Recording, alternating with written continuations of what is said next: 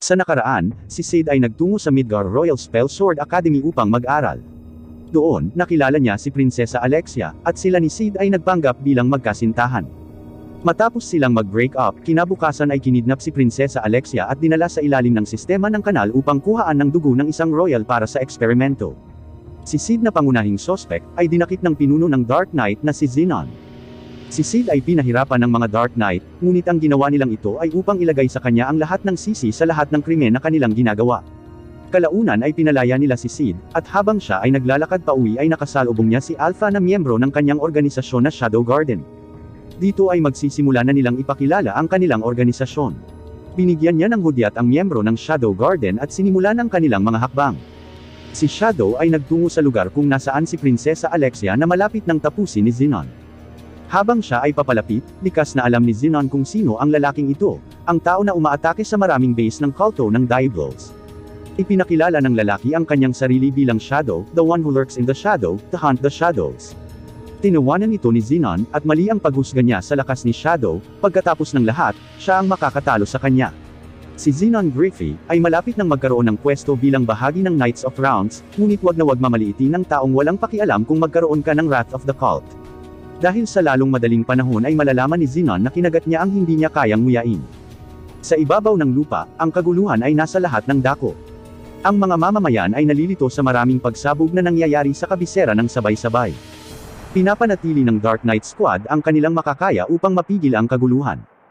Sa isang kalye, may lumabas na bagay mula sa ilalim ng lupa, naganap na ginagawang mga durog na bato ang gusali sa itaas, isang dambuhalang halimaw na kuba ang lumitaw sa gitna ng lahat ng alikabok, umuungol at nagbabanta sa lahat. Ito ay may mahabang pilak na buhok, isang mahabang braso na may sapat na laki ng mga kamay upang mawasak ang mga gusali, at mga kuko na may sapat na haba upang bumaon sa isang tao ng patayo. Ito ang nilalang na nakakulong kasama si Alexia. Salamat sa iniksyon na pinilit ng mga mad scientist, lumaki ito ng husto, at handa na itong magalit. Ang mga Dark Knight na nakatagpo nito ay sinubukan ang kanilang makakaya na ibagsak ito, ngunit hindi sila makakapantay sa lakas nito.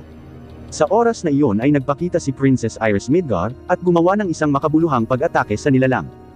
Gayunpaman, ang mga ito ay walang silbi, dahil ang kaaway ay may mga advanced na regenerative properties, na nagbibigay daan dito upang lumaki muli ang naputol na braso. Determinado, plano na lang ni Iris na patuloy na hiwain ang katawan ng halimaw hanggang sa hindi na ito makasabay. Walang awa, hinihiwa niya ang katawan nito sa lahat ng paraan, hindi pinapansin ang sakit na umuungol na nagmumula rito.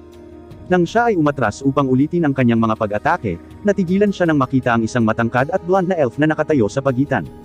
Sa isang mapanglo na boses, kinastigo ng bagong dating si Iris dahil hindi niya nakita ang sakit na nararamdaman ng nilalang.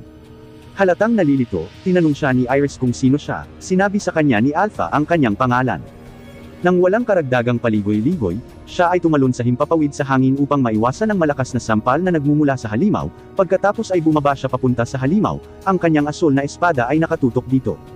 Para kay Alpha, ito ay isang pagpapakita ng awa, na naalala niyang minsan siyang naging ganoon. Sa pamamagitan ng kanyang espada, ang nilalang ay hindi na makakaramdam ng kalungkutan, wala ng sakit. Habang bumababa ang kanyang espada, lumilikha ito ng isang tore ng asul na liwanag, na bumalot sa kanya at sa nilalang. Pagkatapos ang halimaw ay naglaho, naiwan lamang ang isang maliit na batang babae na naging kapaspalad na biktima ng eksperimento ng kulto. Nakikita ni Iris ang lahat ng nangyayaring ito, hindi niya mauari kung paanong ang isang estranghero na tulad nitong elf ay kayang sirain ang nilalang sa isang atake. Tinanong niya muli kung sino siya, at kung ano ang kanilang layunin. Sinagot ni Alpha na sila ang Shadow Garden, pinayuhan niya si Iris na i-enjoy na lang ang panunood. Sa pamamagitan nito, umalis siya ng misteryoso tulad ng kanyang pagpapakita. Hindi maiintindihan ni Iris ang alinman sa mga ito. Una, nakidnap ang kanyang kapatid, pagkatapos ay isang malaking pag-atake ang nangyari sa Kapitolyo. Dalawang hindi kilalang organisasyon ang tila nasa likod ng lahat ng ito, ngunit konektado ba sila? Ang isang pagsabog sa iba pang mga kalye ay nakakagambala sa kanyang pag-iisip, inutusan niya ang mga kabalyero na gawin ang kanilang mga trabaho. Bumalik sa mga imbornal, sina Shadow at Zenon ay nakikibahagi sa isang sword fight, habang si Alexia ay nanunood mula sa malayo. Pinagmamasdan niya ang estilo ng pakikipaglaban ni Shadow, hindi niya maiwasang isipin na may pamilyar sa mga galaw nito. Ang mga ito ay tumpak at matikas, ngunit nakikita rin niya na ang mga pangunahing kaalaman ay naruroon pa rin. Ang kanyang sword swing ay maaaring mukhang marangya at malaki, ngunit hindi makikakaila na sila ay nagmula-mula sa mga pangunahing paggalaw. Naaalala niya ang mga panahong nakikipagsapalaran siya sa kanyang kapatid, kung paano siya palaging nagsusumikap para makahabol sa The Prodigy, ngunit ang naging resulta nito ay ang pagkumpara, at pagtawanan, ngunit hindi siya sumuko, at hindi ito pwede. Ngayong nakikita na niya kung paanong ang boring, pangunahing mga kasanayan, ay maaaring isagawa ng elegante. Sa wakas ay naiintindihan niya ang mga salita ng kanyang kapatid, kung bakit gusto niya ang kanyang estilo ng pakikipaglaban, kung bakit gusto ni Sid ang kanyang estilo ng pakikipaglaban. Nadidismaya si Zenon matapos makipag-sword fight kay Shadow. Tinanong niya si Shadow kung bakit hindi niya ipinagmamalaki ang kanyang lakas at kakayahan, ipinaalala sa kanya nito na bahagi siya ng Shadow Garden. Ang tanging layunin nila ay labanan ang mga anino na nakatago sa dilim, malayo sa mata ng publiko. Kung gayon, nagpasya si Zenon na ito na siguro ang pinakamagandang oras para ipakita kung sino ang pinakamalakas sa pagitan nila, na siya ang pinakamakapangyarihan. Lumunok siya ng ilang pulang tabletes, ito ay katulad ng dati niyang nakalaban na kidnapper ng kanyang kapatid. Matagal na yata ang experimentation ng Culto. Pisikal na nagbabago si Zenon pagkatapos inumin ang mga tabletes. Lumalaki ang kanyang mga kalamnan, tumataas ang kanyang height, at mas nakakatakot ang kanyang mga mata. Hindi na siya ang Zenon na gwapo at charming, ngunit ito ang kanyang halimaw na bersyon na akno sa kanyang pagkasakim na kalikasan. Sigurado siyang sa mga pagpapahusay na ginawa ng Culto, magiging invincible siya. Ang kasunod nito ay ang pinakamatinding laban na nakita ni Alexia, ang pulang sparks na mapanganib ay tumatalsik sa lahat ng dako. Habang ibinibigay sa kanya ni Zenon ang lahat para matamaan man lang si Shadow, ngunit nakakainis, parang hindi man lang nag-effort si Shadow sa pakikipaglaban, siya ay walang pakialam sa lahat. Iniinsulto nito si Zenon nang higit kailanman. Nang iniswing niya ang kanyang espada, binasag ito ni Shadow sa isang hit, pagkatapos ay sinundan niya ng ilang suntok na nagpabagal kay Zenon. Nagpasya si Shadow na tapos na ang oras ng paglalaro. Sinabi niya kay Zenon na hindi niya dapat ginagamit ang salitang Almighty para ilarawan ang kanyang sarili kung hindi naman ito malakas. Para bang upang ipakita ang kanyang pangangibabaw, nagcast si Shadow ng purple, protective barrier sa kanilang paligid. Ramdam ni Zenon ang napakalawak na mahika na nagmumula sa kanyang kaaway, ito ay isang bagay na hindi niya maintindihan. Sinabi sa kanya ni Shadow na minsan ay pinangarap niyang maging pinakamalakas. Kaya naman buong buhay niya ay nagsanay siya ng husto, ngunit alam niyang maaari siyang puksain anumang oras, sa anumang bagay mula sa mga bala hanggang sa mga pagsabog ng nuclear. Upang malampasan ang limitasyong ito, dapat ay nuclear mismo ang kanyang sarili, at iyon ang huling bagay na makikita ni Zenon sa natitirang bahagi ng kanyang buhay.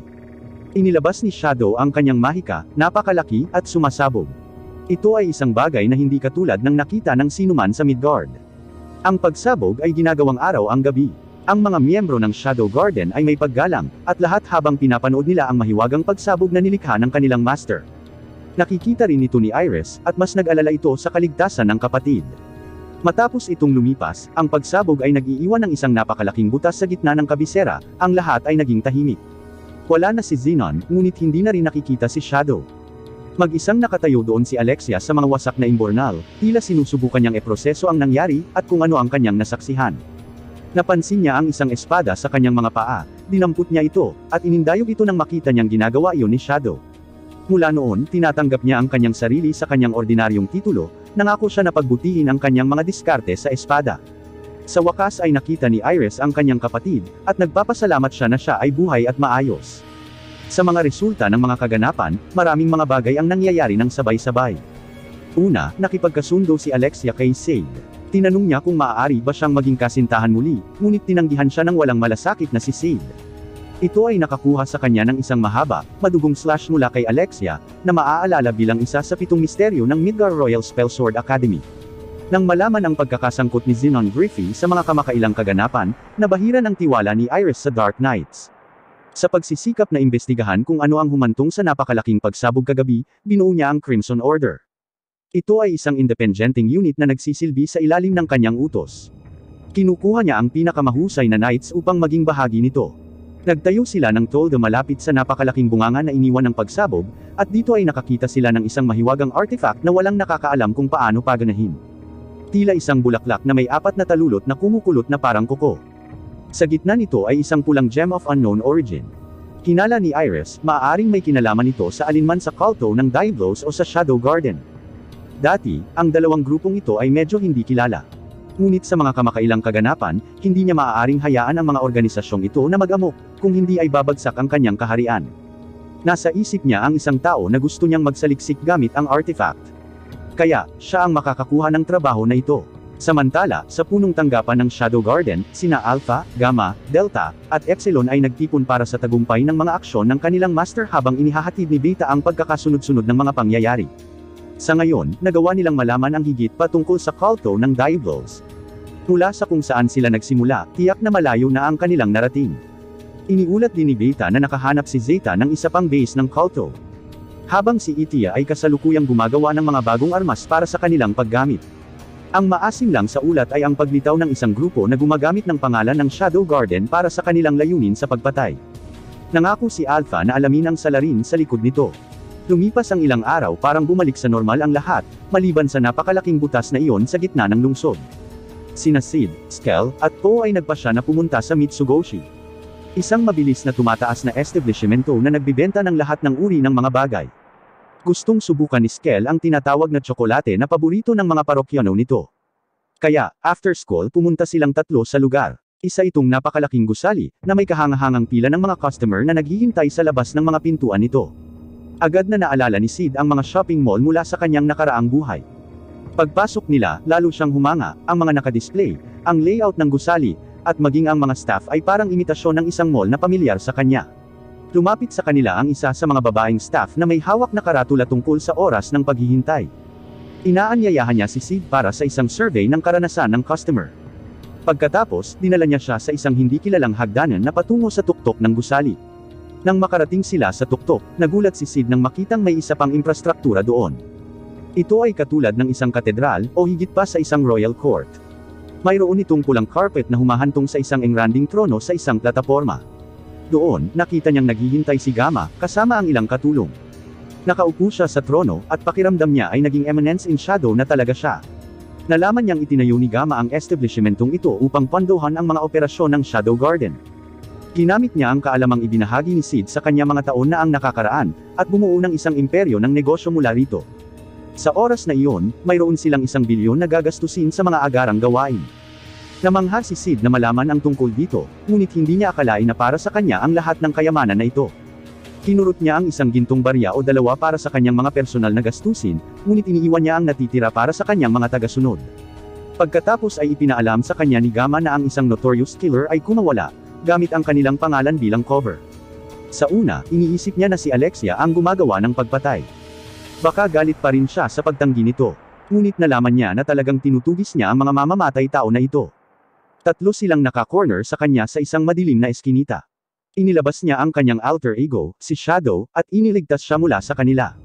Kasama niya ang bago, ang babaeng staff na tumawag sa kanya kanina, na isa sa mga numbers, ang mga katulong na na-recruit ng 7 orihinal na miyembro ng Shadow Garden noong nakaraan. Kinabukasan, binigay ni Skel at Po ang mga biniling tsokolate sa mga babaeng hinahangaan nila. Sa kasamaang palad, lahat sila ay sinalubong ng kasuklam-suklam na pagtanggi. Si Sid ay gumaganap na matalino sa pamamagitan ng pagbibigay nito sa unang babaeng makikita niya. Nagkataon, ang babaeng ito ay si Sherry Barnett, ang pinakamatalinong estudyante sa akademya, at siya ang inatasan ni Iris na magsaliksik sa artifact na nakuha mula sa lugar ng pagsabog. Magiging isa na namang romantikong escapade para sa Eminence in Shadow ito. Alamin ang higit pa sa mga susunod na yugto. Salamat sa panunood ng Part 3. Mag-like at comment at magkita tayo sa Part 4.